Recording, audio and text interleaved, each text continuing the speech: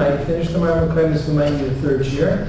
I just want to go over again the primary proof that Rabbi Waldenberg, who addressed the Shaila, his main proof. So let's just see what we saw last week. The Gemara cited Gimel Amud Beis, Hashem, Yolda Shesimcha L'Zkein. This is about grafting trees. So you take a Yolda. Yolda means a young tree, meaning to say it's within the first 3 years of its life, or within the first part of its life, during which it's subject to the prohibition of Arla, and it was grafted onto an older tree that has no prohibition of Arla. So Batla Yolda L'Zkein, so the young tree becomes secondary or non-void to the host tree. The Anglo Din Arla doesn't have Din Arla, okay? So fair enough, you take a tree, a branch from a tree that's subject to Arla, you graft it onto a tree that's not subject to Arla, the fruits that are grown could be eaten, no issue of Arla. So the Shut Eben Yikar from Binyamin Aryeh HaKohen Weiss, which was dealing not with a surrogate mother, not talking about giving an ovum, but by giving an ovary, right? Talking about ovary transplantation. If you recall from last year, we said it had been successfully done. It's reported in the New England Journal of Medicine in 2005. They managed to transplant an ovary from one identical twin to another identical twin. Okay? So Binyamin Aryeh HaKohen Weiss, who was the Abbezin of Chernovitz, he said that the child, the halachic mother, would be the recipient of the ovary.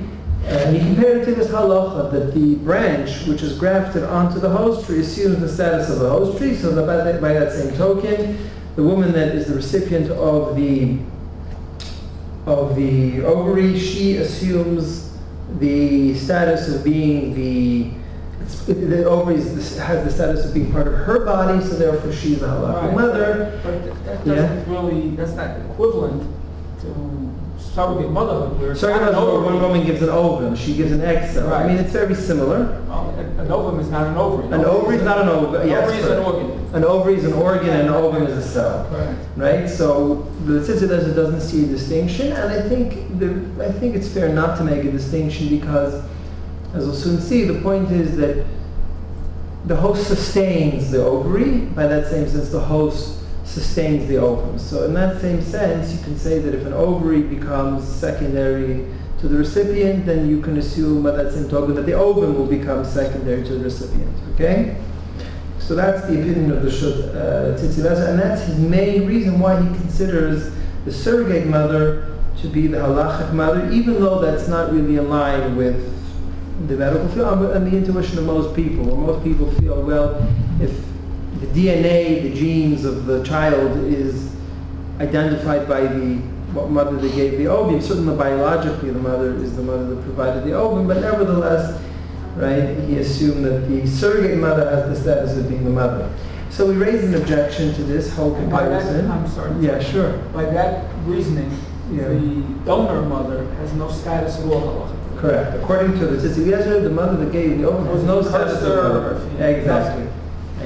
Correct.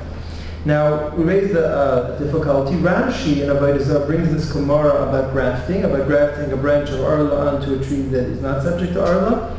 And Rashi doesn't say that the reason why the fruits are permissible, he didn't say the reason is because the branch becomes null and void to the tree. He says the zev is a gar mutter. There are 2 causes for the fruit to be grown. Okay, the host tree is one of the causes, the branch is one of the causes. We hold that zev is a gar mutter. If you have 2 causes, one which comes from a permissible source, one of the causes is a prohibited source, we rule that the fruit, right, the outcome of these 2 elements, we rule that the outcome is permissible. So that works very nicely if you talk about Isser V'Heter, something kosher, something not kosher. You can say it's kosher because one of the primary causes was something that was kosher. But it has nothing to do with motherhood, right? The only thing that you conclude is that there are 2 causes, there are 2 mothers, if you'd like, that cause the child to be born. But again, how do you prove that the surrogate mother is a more important mother or more significant mother than the donor mother? Okay? So Taisus already objects to Rashi. Rashi says, Taisus number 5 on your reference, she says that Rashi doesn't have to explain that the fruit are permissible because of Zev Zegarim. Right? Taisus is because of Bittul, null and void, right? So Rashi says, "Afilu madim zev zagarim asur." Even if you maintain that zev zagarim is asur, in this case of grafting, mutter would certainly be permissible. The tree becomes null and void, right? So according to Tosfos, we have a very strong proof from the Gemara in Saita Daf Mem Gimel, but according to Rashi, you don't necessarily have a proof. Is that clear? Comes along number 6 in the reference sheet, and the Ran says, no, even Rashi agreed to the Svar of Tosfos. There's no real fundamental disagreement between Rashi and Tosfos. Everybody agrees that there's no issue of Arla because of Bittul. Okay? Says the Ran, I'm just going to read the whole sections of the Ran. Why do we ever say that Zev Zagarim is mutter? Right? Because the prohibited cause becomes null and void to the permissible cause. If it wasn't for the permissible cause, the prohibited cause would not be able to accomplish anything. So therefore, since you have two causes, you needed both causes in order to achieve the result. So therefore, the cause which may create a prohibition becomes null and void to the permissible cause. So when Rashi said Zev Zagarim, Rashi really meant to say the same thing as Tosfos. He meant to say that it's a Torah's bittul. So according to the Ran, we can bring a proof even according to Rashi. The Shut Beit Avi, as we mentioned last week, he says that you can't even compare this. He says an ovum or an ovary can't accomplish anything, right, unless it becomes part of a body. An ovum without a body or an ovary without a body can't do anything. It needs the body to do something. So therefore, certainly it will assume the status as the host. Right? Certainly the ovary will eventually become the ovary of the recipient, and the same as with the ovum. He says, when we're talking about grafting, we're talking about a tree that if the tree was inserted into the soil, we'll be able to produce fruits. Right. So that's what Rashi says you need to say this far of Zev Zagarim. Because the branch could produce fruits without being grafted to the host. So that's what Rashi called Zev Zagarim. But certainly you have an ovum or an ovary that can't accomplish anything without a body. Certainly in that case, it assumes the status of the host, and therefore the mother will be the surrogate mother. Okay? Which leads us, number 8 on the reference sheet. This leads us with the Sroigim. It's very interesting. The Alshich. The Alshich lived at the same time period as the Shulchan Aruch.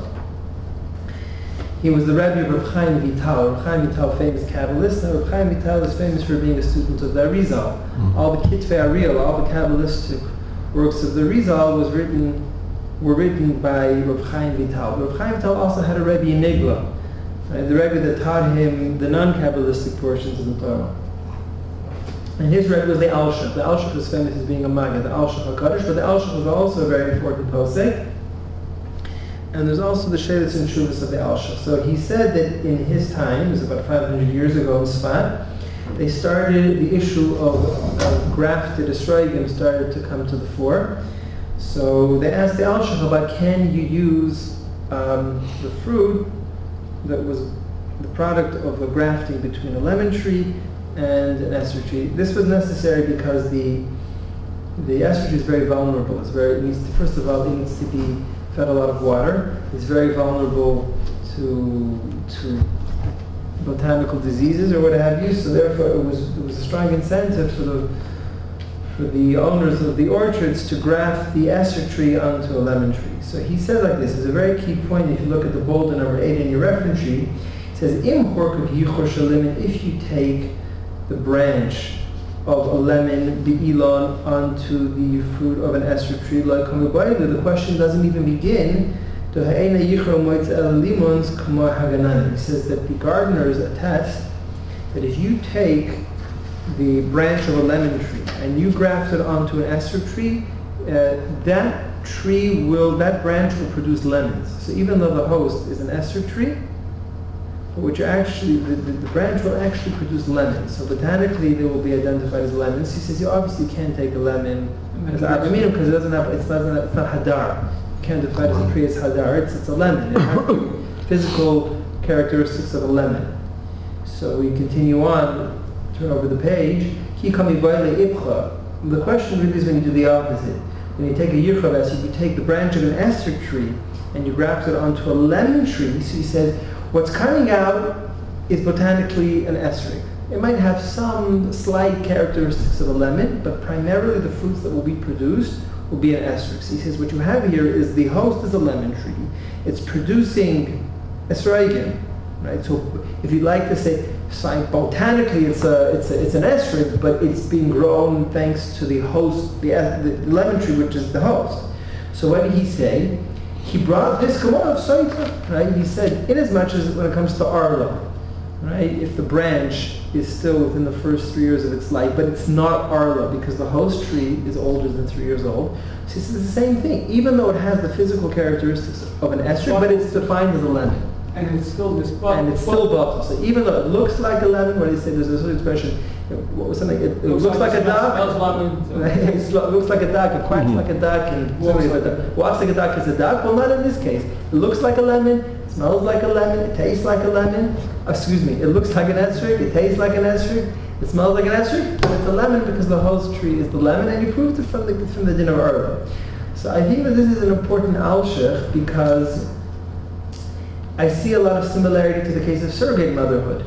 Right? The child that's born, certainly from a point of view from the DNA, from the genes, right? He looks like his mother, he acts like his mother, he has the DNA of his mother, he's the biological mother, he's everything of the biological mother, but yet, right, he could be, you could say that because he grew from an ovum that was part and parcel of the surrogate motherhood, it sustained the ovum, and therefore it became like a part of the mother. So therefore, even though I guess I'm saying that the whole idea that people find it hard to grapple with, that you can have a child that's biologically or genetically like the donor mother, how could the child be considered the son of the surrogate mother? I said, well, when it comes to Israel, we have the same exact reality. Sorry, go ahead, David. Maybe I'm either confused or missing the point. Wouldn't you just disqualify the etrog because of Kalayim? Would you not? If you grafted the... Well, who said? Why is it Kalayim? Well, Kilayim, well, this is the issue. Typically, Kilayim, according to the Torah, there's different madrigas of Kilayim. One madrig of Kilayim is if you throw grape seeds together with grain. So that's Kilayim. It's a mixture of... Typically, Kilayim is between a vegetable and grapevine. That's specific. There's different madrigas. So here, the question is, it's definitely a hybrid, right? The question is, taking a hybrid between two. Okay, the question is it a hybrid? How do you define it? Do you find it as an esrog or do you find it as a woman? Then, for example, a nectarine would be Kalayim because a nectarine is a hybrid. Yeah. What? No, hybrid is different. That doesn't displace different species. Or maybe I'm mixing up. Okay, so I have a question. So if we take it one step further, where we could actually sustain an ovum outside of the body. In vitro.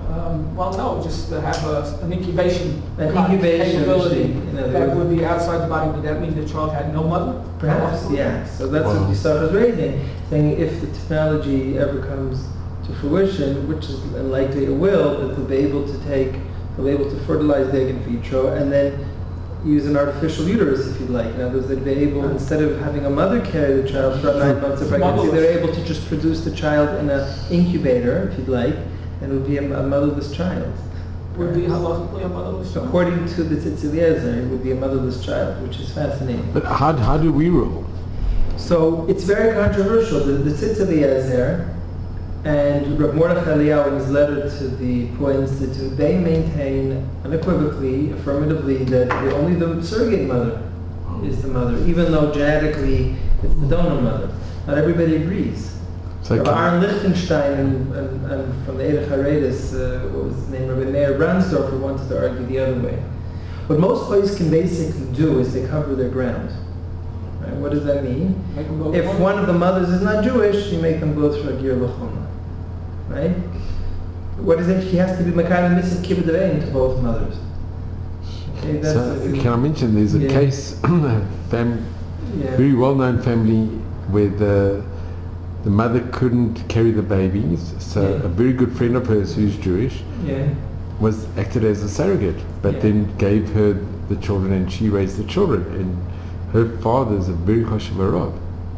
Right. So you mean she carried the egg cells in pregnancy, but then she gave the children back to the donor? Sure, she was a surrogate mother, her friend, and then she and then she gave it back. So basically, the donor mother was raising the children, right? So according to Mordechai Eliyahu and the Tzitz Eliezer, and also for the Shut Beit Avi, and presumably No. The donor, the mother whose eggs it was, she raised the children. Yeah, she raised the children. So basically, Yeah. the biological mother raised the children. Yeah. So the mother that birthed the child, the mother that birthed the children, gave those children back to the And donor. there was no Shaila who's the mother. Well, there was definitely a major shaila who the mother is, because that's what all the posts can deal with. Wow. So it's But, I mean, the question really is that here, the donor mother and the surrogate mother were both Jewish. The question I was asked was when the donor mother was Jewish, but the surrogate mother wasn't Jewish. Okay, you can ask the question vice versa, so then you have to determine if the child is Jewish or not.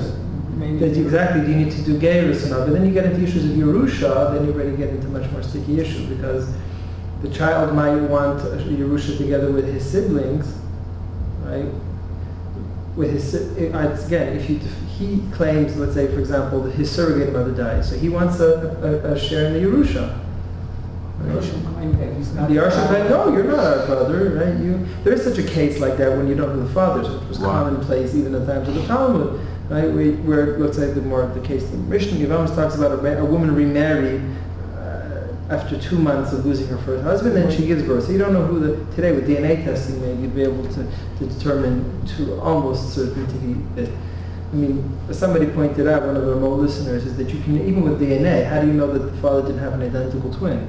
Maybe the father had an identical twin. Okay, but again, when you have only two options, it's either the first husband or the second husband, and the DNA matches one of the two, and then you can determine who the father is. But they didn't have DNA testing in the times of the Talmud.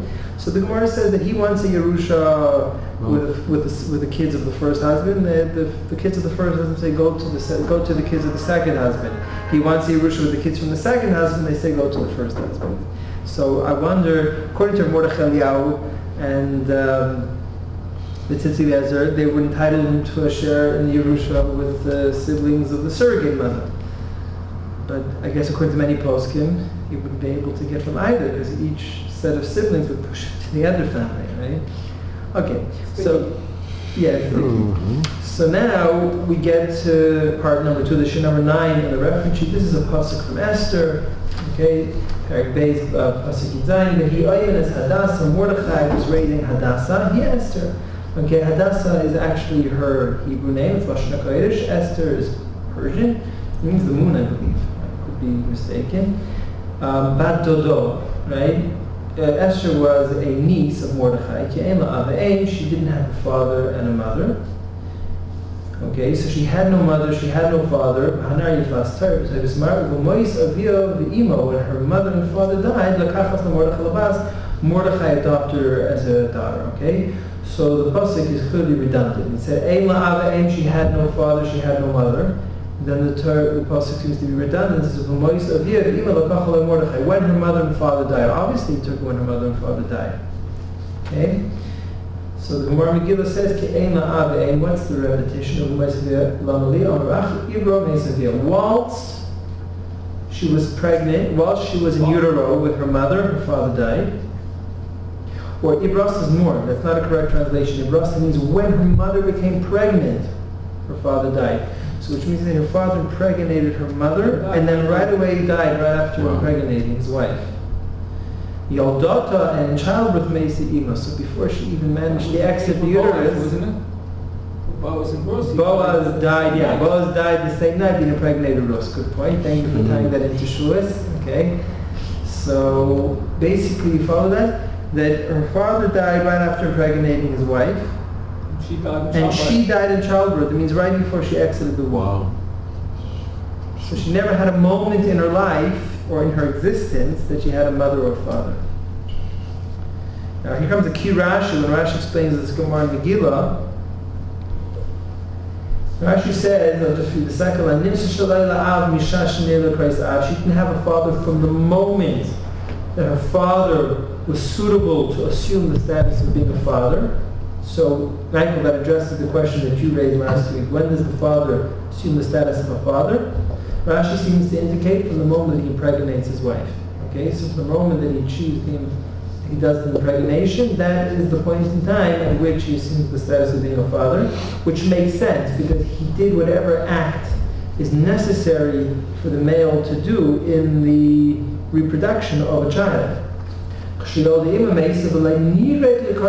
Why was she not worthy to be called a mother? Because she never lived after the birth of her daughter. So you see Rashi saying a key point. Rashi says that Hadassah, Esther's mother, was not worthy to be called a mother because she died in childbirth. Which means to say, according to Rashi, she wasn't defined as a mother even though she was carrying Esther in pregnancy. Follow that? So Rashi seems to say that the father assumes the status of a father as soon as what he does, what is necessary for the male cooperation in the reproductive act. And a mother is called a mother after she's done what is necessary to bring a child into the world. So that would favor the surrogate. That's right. That would favor that the surrogate mother is called the mother, because you see that you don't assume the status of being a mother until you actually give birth. Right? If you maintain that the donor mother is the mother, there would be no reason to advocate the position that you have to actually give birth in order to be called a mother. If giving the egg cell is enough to be called a mother, why do we need to wait for the birth for the woman to assume the status of being a mother? Okay, I have a little bit of a counter-argument, but I have a counter-argument to my counter-argument, so I think that it is a good... Off topic. Yeah, sure. The man does not fulfill the mitzvah of Peru or Boo as soon as the woman becomes Very pregnant. good, beautiful. So, very good, beautiful. Michael, your question is the Minchas Chinuch's question. Let me just repeat your question. It says, when does a father perform the mitzvah of Peru? When he does the reproductive act or when the child is born? The Minchas Chinuch asks you a question and he goes back and forth. He brings a bunch of proofs that he fulfills the mitzvah of Kibud, fulfills the mitzvah of Peru after the reproductive act, and then he brings many other sources that indicate only after the child is born, and he goes back and forth and he doesn't have anything inclusive. So one of the famous Yesodus of Rav Chaim of Brisk said that every mitzvah has two elements.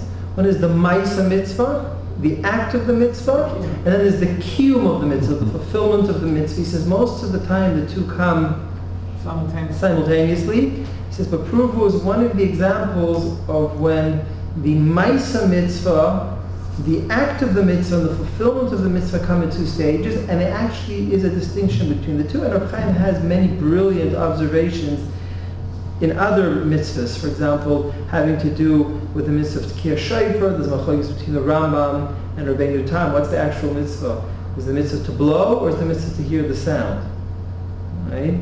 So the Rabbeinu Tam said, no, the mitzvah is to blow. So they asked the major question of Rabbeinu Tam, if the mitzvah is to blow, how come the Mishnah says that if you blow into a pit and you hear the echo of the shofar, you're not yotza? Right? The mitzvah is to blow, so what's wrong with hearing the echo? So Chaim came along and said, no, Rabbeinu Tam, of course, the Rabbeinu Tam agreed that you have to hear. But the question is, what's the Maisa mitzvah, what's the Kiyum mitzvah? According to the Rambam, the Maisa mitzvah is hearing the sound. According to Rabbeinu Tam, that's merely the Kiyum of the mitzvah. The fulfillment of the mitzvah is to hear it. What's the nafkamina between the Rambam and Rabbeinu Tam? Everybody agrees that you only fulfill the mitzvah once you hear it. What's the nusach of the bracha? According to the Rambam, you make the bracha, l'shmaya kol shofar, because that's the Maisa mitzvah. The act of the mitzvah is to hear the sound. According to Rabbeinu Tam, no, you make a Maisa of litkaya, right? Because you always have to make a bracha on the Maisa. The nusach, the reading of the bracha, is based on the Maisa mitzvah, not based on the kiyum of the mitzvah. Okay, you got me off topic. It was a very good question. That's real nuanced brisker lumdus. But yes, in Peru you can see in the mitzvah of Peru you can very clearly see the distinct stages of the Maisa mitzvah and the Kiyum mitzvah. That's when the father only does the Maisa mitzvah, that's the act of impregnating, at which point he could be considered a father, but he only fulfills the mitzvah, the Kiyum of the mitzvah period, only when the child is born. So Rab, with the shofar, it's actually very interesting. If somebody's deaf and he can't hear it, at least he can still see somebody blowing. He can see somebody blowing, but again, he'll maybe do the Maisa mitzvah, the act of the mitzvah, but he has no fulfillment of the mitzvah because he actually needs to hear the sound of the shofar. Rabbeinu Tam agrees that the Kiyum HaMitzvah is when hearing the shofar. Okay. Because someone who can't hear but couldn't be motzi someone else. If he himself can't hear if we say that a katan can't be motzi. Right. I remember that one of the questions that they have on the Rambam, according to the Rambam, the mitzvah is to hear. So why should a katan not be allowed to blow shofar? Let a katan blow shofar. So the Chazon Ish says no. If a katan blows, it's Ketzifsuf Hazarzer, it's like a bird chirping. I mean to say it's not the category of sound that the Torah obligated us to hear on Rosh Hashanah. But even if a deaf person... A deaf person blows, maybe, in a Hanami. A deaf person, I don't remember the halacha about a deaf person blowing. I think there was a big deal in the place, but I just don't remember because I learned it a very long time ago. I don't remember the halacha. I know it's in the halacha, I just don't remember it. That person's exempt, so that person couldn't blow. Yeah, but that's the question. So the story, I heard this from Rabbi Blumenthal, a friend of mine from Karno. So he said that he heard from somebody who used to blow in one of the Sephardi shuls in Shara Chesed. Now the shul was a small shul, they needed a baltuke, they didn't have baltuke, and they knew there was a young 13-year-old boy that knew how to blow. So they asked him to come over and blow. Now they didn't do the right halacha, because since Kesher was deraisa, you have to have somebody that you know is a legal adult. Unlike what most people think, being 13 years old doesn't make you an halachic adult. You have to have somewhat pubic, 2 pubic hairs. Okay, that means you're ready. According to the Machlekes Brisker up to, okay, I don't want to get too off topic now, but anyways, so they had him blow anyways, and years later he came to Rabbi Yashin and he said, I learned the halacha now. I didn't know the halacha back then, but I wasn't allowed to blow for them. And in fact, I know I didn't have 2 pubic hairs. I was 13 years old, but I was prior to having entered puberty. So the halacha wasn't able to be mighty then. So Rabbi Yashin said there's a chazaka that you had, you probably just didn't see it. You probably didn't know that you had, but you probably had. I mean, there's always a presumption that if a child is 13 years old, he has 2 hairs. It's called chazaka de Rava. But we only rely on the chazaka of Rava, the presumption of Rava, when it's a din Rabbanan. Or when it's a din daraisa, we don't rely on the chazaka de Rava. Okay? So, yeah. So, by the way, there's Rabbi Yosef Engel has the Sefer Beis HaOitzer, and he maintained, he has a strong position, I personally agree with that there's actually 2 conditions needed to be fulfilled in order for somebody to assume the status of the father. Number one, he has to do the act, the reproductive act. He has to impregnate. He has to put his seed. Right? And the second is also the child has to be something more than just mere water, because we saw the Gemara in Saita Tav Samach Tes that says until 40 days it's nothing but water. So you can't father water. So you need 2 conditions. Number one, you have to have already done whatever is necessary, the male participation in the reproductive act, plus there has to be an entity which could be subject to father, which could be the object of fatherhood. Okay, so that's the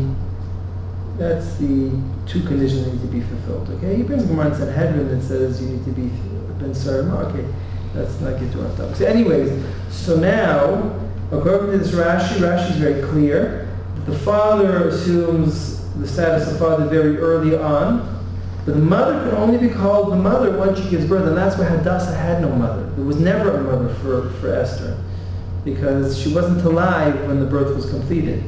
It's the same Yesod that's repeated more explicitly by the Maharal. The Maharal is famous for his works on Machshava, Jewish philosophy, and on Kabbalah, but he was actually the one who's probably maybe the leading place of his generation. He's not appreciated enough as a posek, but he has actually a commentary on Megillas Esther. It's called Or Chadash, and he repeats the Yesod of Rashi, but he says it much more explicitly. There's Kevin Shalei Pirish Havlad Mimena, I'm just reading the bold, Lo Yekadayin Aim. Since the child didn't yet come out of the mother, she cannot be called a mother. According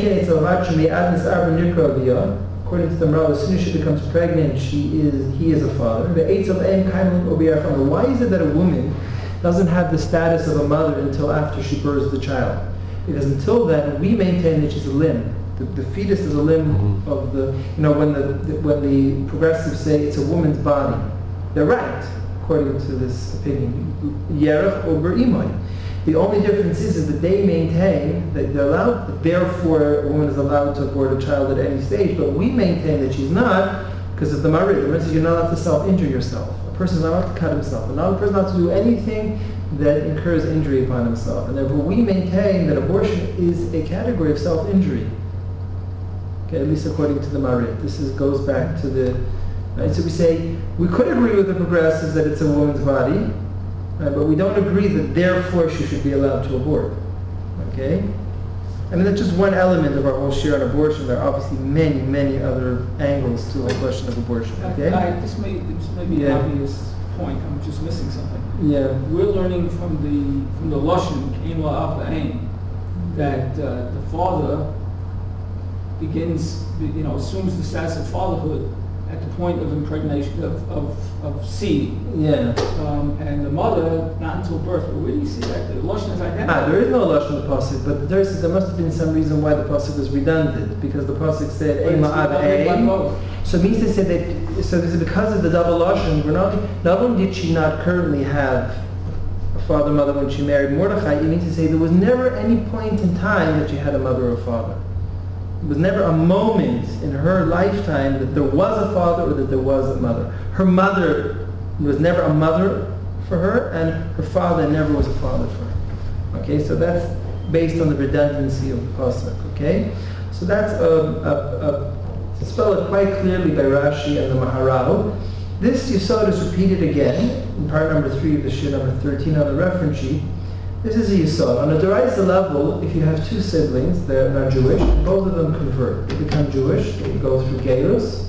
So halachically they're not siblings. Again, this is another example we discussed last week, that sometimes you can have biological siblings or you can have a biological parent, but that's not mutually inclusive with who the halachic mother is, who the halachic sibling is. And this is an example where you have two siblings, they both converted. So halachically they're not brothers. Right? Halachically they're not related. In fact, in the Torah level, if a brother and a sister convert to Judaism, on a Torah level they can even get married. Okay? To the point, this is basically said, Katan, Ger, Shem Ger Katan Shenai Ladami, that if somebody becomes Jewish, he's born again. Okay? So looking at the Gemara in Yevamos Zayin, Toshma Shnei Achim Tu'um Ger, we have two twins, they're both converted, or they were both released from servitude. That also gives them the status of being Gerim. Again, they were released from servitude from a Jew. The Chalutz and V'lei Mi'avim, there's no Chalitz Yibum between them. The idea of Chalitz Yibum is performed between paternal brothers. They're not paternal brothers. Right? So therefore, one brother doesn't perform Yibum or Chalitza for his biological brother because they both became Jewish and they're cut and not only that, if one of the brothers dies, one of the brothers could even live with a widow, and it's not considered to be living with the wife of the deceased brother in circumstances where it's not allowed. Now here comes the important chidush. This is really a key point here. What happens if the mother converted while she was pregnant with the twins? Okay, so sometime while she's pregnant with these twins, she goes into the mikveh and she becomes Jewish. So that's called Hayrasan Shalei B'Kedusha. When the impregnation took place, it was done without sanctity, means without the sanctity of being Jewish. Right? But when they were born in sanctity, meaning to say they were both born from a Jewish mother. Key point here. They're not paternal brothers.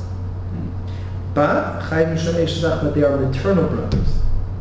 Right? One is not allowed to marry the widow of his maternal brother. Okay? One is never allowed to marry the widow of his maternal brother. So you got that? They cannot be considered paternal brothers because, why? Because in the interim, right, since their father assumed fatherhood, they became Jewish. So it's a Gershon. When a woman goes into the mikveh, it's a Gemara in Yevamos Ayin Ches, the Gemara in Yevamos says explicitly that when a woman goes into the mikveh and becomes Jewish, at the very same time, her child, her fetus, also becomes Jewish. So these two twins, these two twin brothers, they went through conversion in utero. Their conversion happened while they were still a fetus.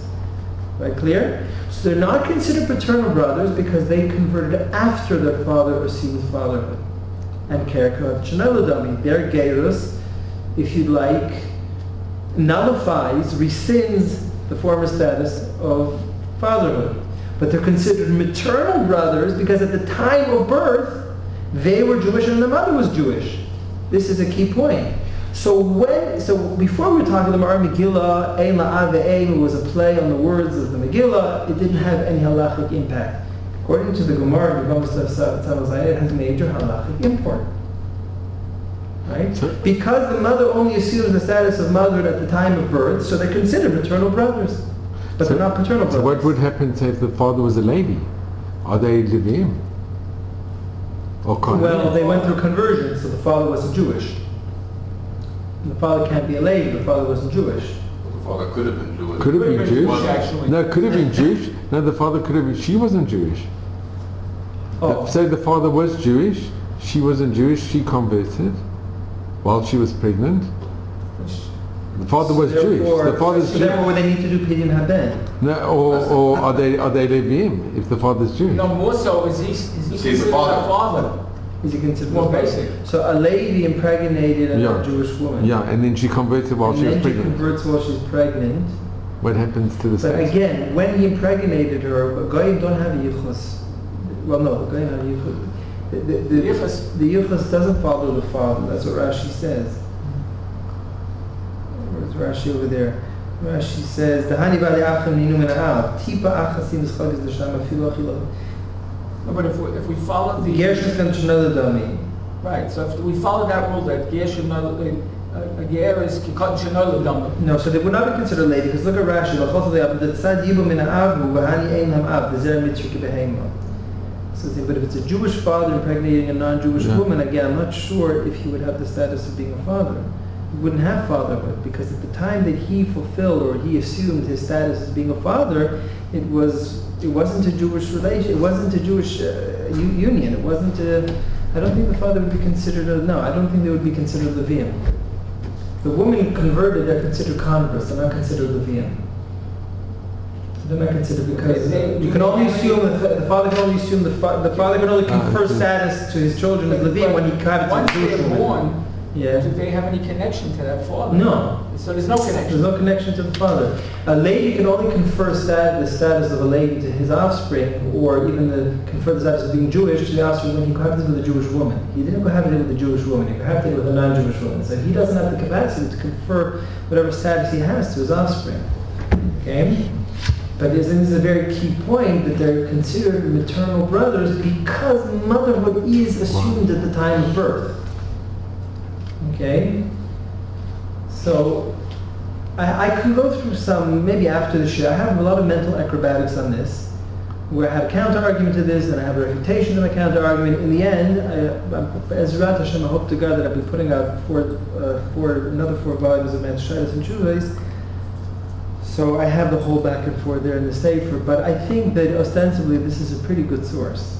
Okay? It's not I can't say it 1,000%, but I think it does a very strong indication that the birthing mother is the mother, because if it was the donor mother, there would be no reason why you have to wait until birth for the woman to assume the status of being mother. Remember that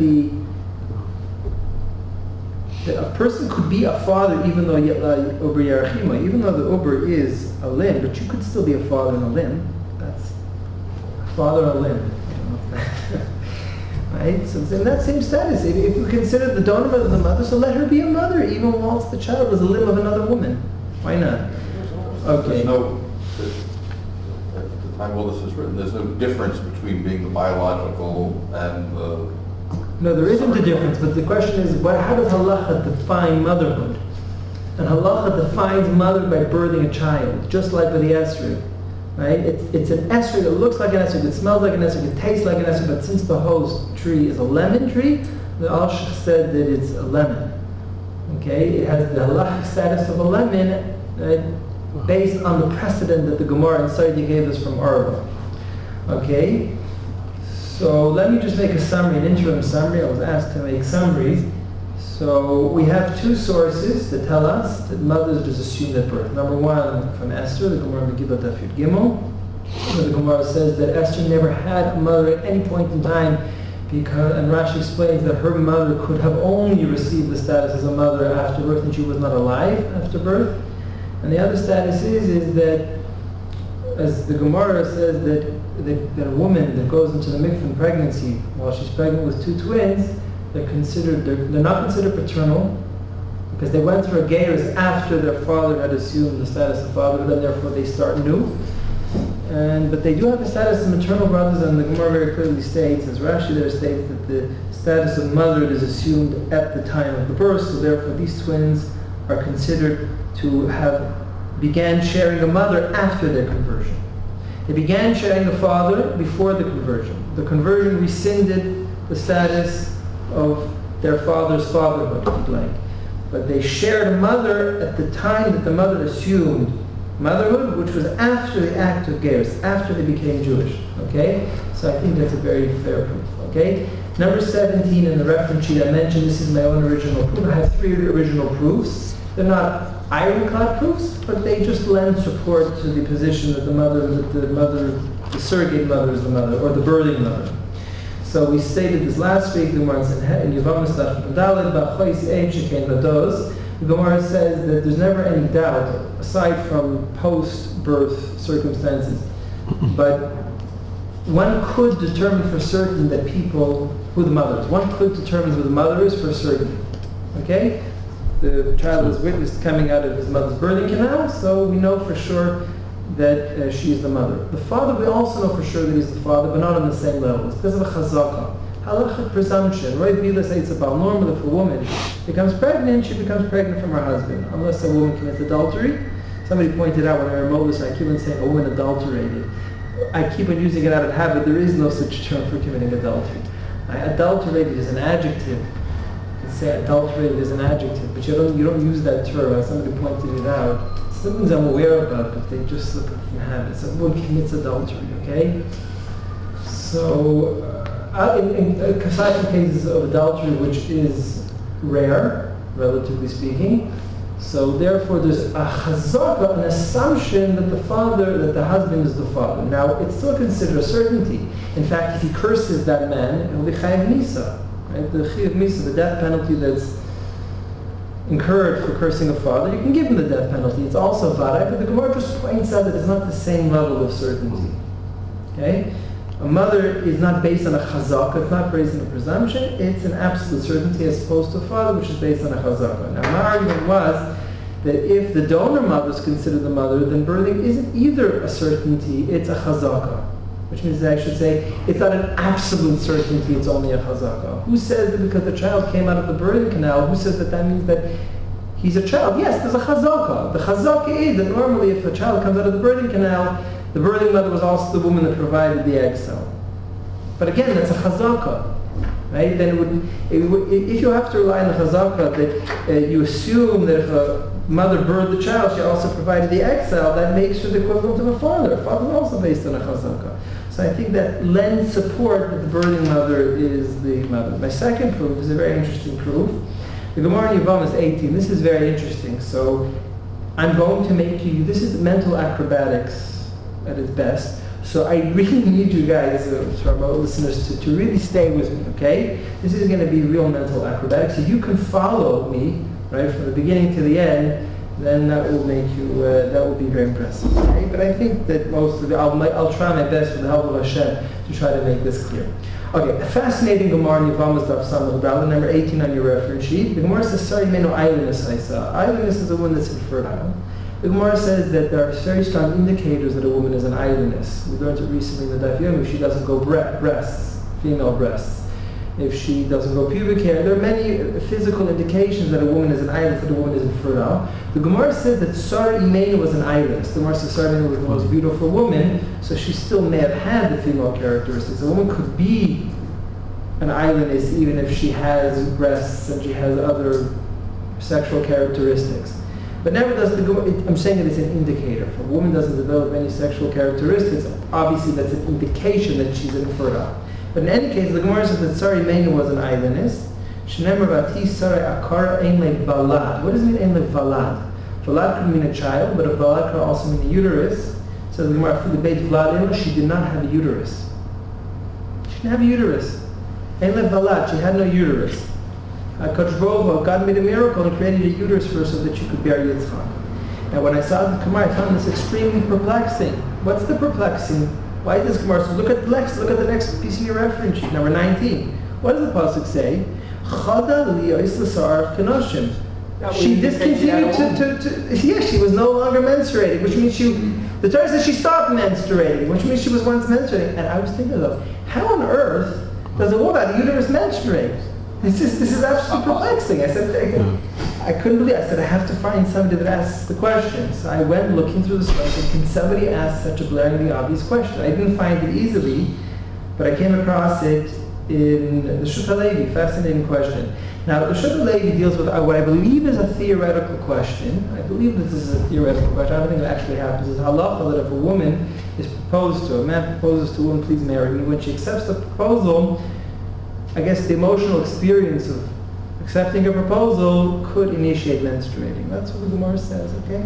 It's the Gemara in Nida, Yavamas, the Gemara in Nida, okay?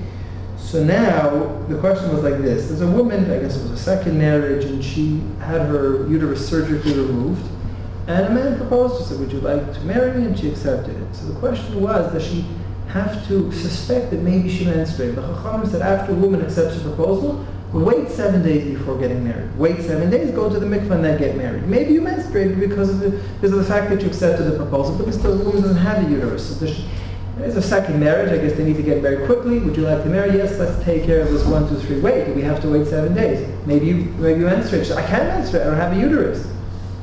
So comes the Sefer Marach Lev. I don't even know who the Sefer Marach Lev is, but Rav Wosner reads the Sefer Marach Lev. It says she doesn't have to wait 7 days. What's the proof from Sarah? You see the Gemara, he was bothered by my question. He said Sarah was once menstruating without a uterus. You see, it's possible to menstruate without a uterus. How can you menstruate without a uterus? Maybe it's the veins, maybe there's some...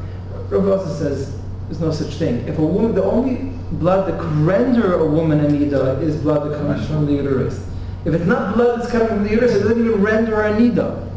So says the Rav Wosner, he says, I verified with the doctors in Eretz Yisrael, I verified with the doctors in the diaspora, that even a woman that doesn't have a viable uterus, there's always something there. Maybe in birth, it was maybe the development of the uterus began and then was interrupted, so therefore she has some sort of, there's you can't say that there's no uterus. It just means there's a very compromised uterus, a very small uterus that's not capable of bearing a child. And says Rav, that is what Sarah had. Sarah had some sort of uterus which was had the capacity to issue menstrual blood, but didn't have the capacity to hold the blood. That's the way Rav Wosner explains the Gemara. I was very glad that Baruch Hashem somebody explained the Gemara. Okay? He says that the medical professionals substantiate. Yeah, he said he went to the doctors to. It's interesting. I like tangents. Okay, by now you might know that I like tangents. So let me get on a tangent over here. I was learning the Gemara in B'chayris that says that according to the Gemara, there's 2 tracks in the male member. One is for urine, one is for semen. The Gemara says there's a krum hadak. There's like a membrane between them. Now, there's no way to reconcile this with what we know. I mean, we know the anatomy of the male member. It's totally, we cannot reconcile it. So the Chazon Ish deals with it internally. I mean, more up higher near the bladder, and okay, that's already another story. But I'm talking about that within the male member that there's 2 tracks. It just doesn't exist. So the Chazon Ish and Even HaEzer Chelik Yud Aleph said he went to a doctor to verify if this is one of the changes that could have resulted in evolution. I didn't say that. The Chazon Ish said it. He says if this could have been, if maybe there was some sort of change as a result of shinuyim midar dar, or I don't remember the exact lashon, shinuyim, changes in the body, evolutionary changes in the body that happen from generation to generation, from country to country. Okay, so the Chazon Ish accepted the notion of evolution. I'm not saying that he adopted the theory of some alleged primordial ooze that somehow.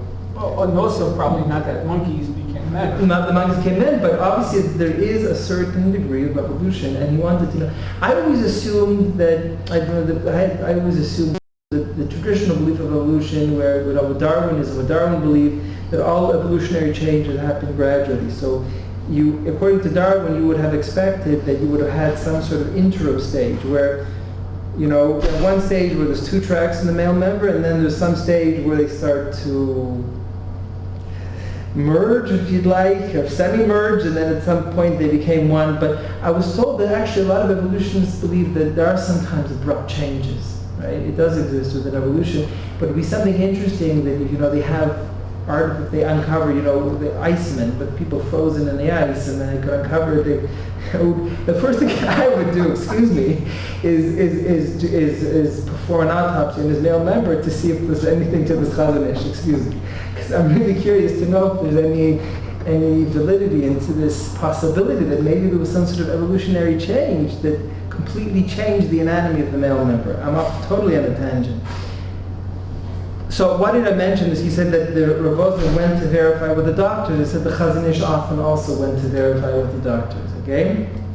He studied the Pash Shulchan, the Sugya of the Gra, the Gra needed to study the textbooks, the secular textbooks, in order to gain that wisdom. There's a Ramban in Akdama that Shlomo Melech perceived all the Chachmas through the Torah, but obviously the Gra or the Chazon Ish was not at that level. That he was able to perceive the science to the Torah. He had to.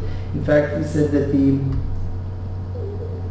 Gra, the Pash Shulchan writes that the father of the Gra commanded the Gra not to learn pharmaceutical studies. He said, if you learn pharmaceutical studies, they're going to be bothering you the whole day. So he didn't know pharmaceuticals. He didn't know it because he never learned it. Okay, I'm totally off on tangent. Why am I bringing this? Why is this so important to me? Because I want to make the following argument. I said, inasmuch that a woman could be defined as an islandess, even though she could menstruate, I think that a woman could also be defined as an islandess even if she could produce an egg cell. She has ovaries, she's producing an egg cell, she doesn't have a viable uterus, but she could still be called an islandess, no less than Sarah, who was also defined as an islandess. Do we follow that? You would define islandess as a woman that cannot exactly. Yeah. Correct. And I used to assume based on the Gemara that a woman for the islandess she has to have absolutely no sexual capacities, which is to say she doesn't even have the hormones, the sexual hormones. That obviously, if a woman doesn't have any hormones that produces sexual characters, of course she's also an islandess. That's what the Gemara says. If a woman doesn't have breasts, she's an islandess. Clearly, she's an islandess, right? But the point is that you can be defined as an islandess, even the woman could be defined as an islandess if she's menstruating, and I think that at the same token she could be defined as an islandess even if she's producing egg cells. Why is this so important to me? It is important to me because there's the very first Mishnah in Yevamah says that an islandess could never be your mother-in-law. Versus there's two women, there's 15 different relations that destroy the capacity for Yibum, right? 15 forms of relationships, a maternal brother, all sorts of relations, anybody who ever learned the first Mishnah in Yevamah. And the Gemara says, one of them is your mother-in-law, two paternal brothers. Reuven dies, and his Shimon, the woman, ostensibly falls to Shimon and Yibum, but the problem is that one of the co-wives is a mother-in-law of Shimon. Right? The Gemara gives, I'm not getting into all the technical detail, but what matters to us is it states in the Mishnah, the Gemara says it more explicitly, you can never have a mother-in-law that's number one, a minor, and you can never ever have a mother-in-law that's an islandess. And the Maggid Mishnah goes so far to take, he asks the question, Rosh Hashiva has quoted this Maggid Mishnah a few times to say, the Hungarian Gedolim were very famous for their mental acrobatics. They used to put together things and ask questions. He said, this is a Maggid Mishnah. He was one of the Rishonim. I think he was from one of the Chacham of Provence, no, Northern Africa. I don't remember where the Maggid Mishnah was from. I once knew, I forgot. So the Maggid Mishnah says, here's the Maggid Mishnah of the Rishonim asking a question that you would think was asked by one of the Hungarian Gedolim. What was his question? The Rambam has two opinions. The Rambam holds that a woman who has the status of a minor could enter pregnancy, she just can't give birth. That's the first premise of the Rambam. A woman could have the legal status of a minor, katana, right? Even after having become pregnant. If she gives birth, then she's not a katana, but a woman could still become pregnant while she's a katana. That's the first premise of the Rambam. The second premise of the Rambam is that you could legally betroth a female in uterus. So comes the Maggid Mishnah, I have a case where your mother-in-law is a minor. How so? She entered pregnancy, because according to the Rambam, a minor could enter pregnancy. And I was Mekadosh, I betrothed the female in her uterus. So you can have a mother-in-law that's a minor. Says the Maggid Mishnah, how come the Mishnah said you can never have a minor that's a mother-in-law? I came up with a case where and he considers this a real kasha. Well, I'm trying to basically prove that it's an absolute rule. We'll never ever have a mother-in-law that's a minor, and we'll never ever have a mother-in-law that's an islandess. Well, if you maintain that the donor mother is the real mother, I maintain you could have a mother-in-law that's an islandess. She's an islandess because she doesn't have a viable uterus. She takes her egg cell, she gives it to another woman who carries the uterus and carries the egg cell and develops it and is pregnant and births the child, and you marry that woman. Hey, your mother-in-law's an islandess. But you could do it the other way. Unless I'm getting confused, you could have a woman who has no ovaries, so she's an islandess. Yes. And she could become a surrogate. And then she'd be and then she gives birth, and you have a mother-in-law. So that's a good question. Thank you, it's a good point. In other words, the birthing mother could have received a donation from a woman. Is that No, if the birthing mother is an idleness because she can't produce an egg. I don't know if a woman has the status of an idleness because she doesn't have an egg. I know that the Gemara says that a woman is an idleness when she doesn't have a viable uterus. That I know. That I can prove from the Gemara. Sari Meinu was a woman that had the status of an idleness because she didn't have a viable uterus. I haven't seen any source that tells me that a woman is defined as an idleness because she doesn't produce an egg cell. Well, we know that nowadays women freeze their eggs. Yeah. And then they're implanted. They're the mother. They're the biological mother. They're also a birthing mother. How would, back in these days, how would somebody know if somebody has no uterus versus no ovary? You couldn't do that without doing an autopsy. I mean, you wouldn't possibly. I don't know. Maybe the midwives could Yeah, they manually could, yeah. feel or I think something. Oh, they they could. could manually feel. Yeah, I think Possibly, they you're could. right. They probably have a good Yes. midwife probably would have that Yeah. capacity to feel. This is a lot of mental acrobatics. If you're with me, I'm impressed. That I'm saying that a woman without a viable fetus, if you consider the mother, then you have a mother-in-law that's an idleness. And according to the Maggid Mishnah, the rule that a mother-in-law cannot be an idleness is absolutely unequivocal. It's basically absolutely equivocal. Because of that birth mother has That's to right. be So more- therefore, the birth mother must be the mother. Okay, Pretty good. that's my mental acrobatics. Amazing. Sure. Okay. Pretty good. I like It's mental amazing. acrobatics. It's very interesting. Yeah, it's amazing. an interesting proof. My third original proof, part 6 of the number 24 on the reference sheet. So the Gemara in Kedushin that pay on the base, right? It says Kisischa achicha ben yimecha v'chein ben yimecha mesis vein. It says the Gemara is talking about a mesis. A mesis is somebody that draws somebody else into idol worship. So the halacha, the Torah is very, very strict with somebody that draws another person into idol worship. So the Gemara gives him, the pasuk gives an example of achicha ben yimecha, your maternal brother drawing you into idol worship. So the Gemara says, why only the maternal brother? So the Gemara says, a son is usually together with his mother. So therefore, it's more likely that you'll get to know your maternal siblings as opposed to your paternal siblings, because the son is usually in seclusion, he usually lives with his mother. So the Gemara learns from there that you're allowed to be miyachid. According to the Torah, there's no isur yichud to be with your mother. You're not allowed to go into seclusion with a woman to whom you're not allowed to get married, or even a pnuya that were guys, but you're allowed to be in seclusion. There's no isur yichud with the mother. There's a big discussion about adopted mothers, which is a big discussion. We can talk about it another time, right? So the Yad Ramah, right, explains the Gemara this way, that typically if there's somebody who's going to seduce you into idol worship, it'll either be your mother or your maternal sibling, because those are the people that you live with. It says in the Gemara, Kedushin Daf Pei Aleph, the Gemara says that a person is allowed to have yichud with his sister. Right? This is a very relevant. Are you allowed to have yichud with a sister? So the opinion of Rav Asi, that's the ruling of some poskim. Rav Moshe says you can rely on this opinion. There's another opinion of the Gemara Shmuel, but let's focus on the opinion of Rav Asi. A person can be yichud with his sister. The dar means that he can live with his mother.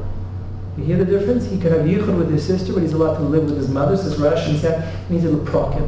Temporarily. You're not allowed to permanently live with your sister. So you can't share an apartment with your sister. Wow. People don't know that. You can be in yichud for a few hours, for a day, 2 days. Rav Moshe has a whole tshuva. How long? For a few days. Rav Moshe has a whole tshuva. What's considered just 2 nights, 3 nights? It's very arbitrary. I don't know how to define it. But one thing is you cannot share an apartment with your sister. You can't have an apartment with your sister. I know some people that do, but they're not aware that it's not allowed. Ask the Tosfos Harash, how come the Chacham permit yichud with a sister? For a mother, there's a source in the Torah that you're allowed to do yichud. There's no source in the Torah that says you're allowed to have yichud with a sister. How could the Chacham permit this? So you know what the Tosfos Harash says? They were darish time of the Kra. They understood that the only reason why the Torah says you're allowed to be misachel with a mother is because a person can't have a lust for his mother. Right? The Gemara, he brings a fascinating Gemara Sanhedrin that Gimel on the base 29. It was a really wicked king. People complain about the Tzionim, the government. Bennett cut funding for the yeshivas, he's a Rosh or whatever. Right? So it must be that Michelle was Erev Rav. Let me tell you something. Amoin was one of the Malchei Yisrael, was so wicked, he cohabitated with his mother just to get Hashem angry. It was that perverted. Okay? So there were other kings that erased the name of Hashem, if they said the Torah, they did wonderful things, okay? Okay, so anyways, he burned the Torah, crazy things. So Gemara says he did a lahachas, klum, ani oisa. He says, Gemara says you can't klum yishcha hanami makom shaz Hashem. Could you have a lust for the place that you came out of? How could you want to go have it with your mother? You came out of there. How could you lust to be with the place that you came out of? Says Rashi, makom sha'adam yatz misham saveh mimenu. He's already satisfied. He got a satisfaction from that place because he came out of there. So now, like this, right? The Torah states unequivocally, in absolute terms, there's no issue with the mother. I would assume that unless told otherwise, there's no exceptions. There's never any issue with the mother. Well, if the donor mother, right, is the real mother, then you would not be allowed to be misachar with her because you didn't come out of her. You came out of your surrogate mother. You left the birthing canal so that would make the rule. That means to say that that means that the Torah didn't give an absolute rule. The Torah says you're allowed to have yichud with your mother. Well, why? Says the Torah, because you'll never have the taiva to be to go to the place where you came out of. Well, that seems to indicate that the birthing mother is the mother. Okay, it's not an ironclad proof, but it's what they say.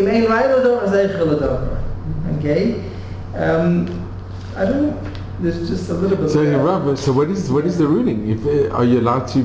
Is it yichud with the biological mother? So there would be issue with the biological mother. Yeah, I believe that there would be issue with the biological mother. I believe that my personal impression is like it says Eliezer that even though the biological mother is the donor mother. Exception case. That wouldn't necessarily be an ironclad. No, it wouldn't be an ironclad proof. It could be because of this limud that we learned that you wouldn't be masabit to the place that you came out of. So in this particular case, you can't be masabit with this particular mother. With this particular mother, there will be an exception to the rule. Which means to say the Torah didn't give an all across the board rule. The Torah said you're allowed to be masabit with your mother. It would mean the Torah didn't give a rule that's applicable all the time, which is not so much true. The Torah seems to have said that it's an all across the board ruling without any exception that you're allowed to be masabit with your mother, which indicates that it's because, according to the Taisus Harash, Rabbeinu Ochanan, it's because you came out of there. So.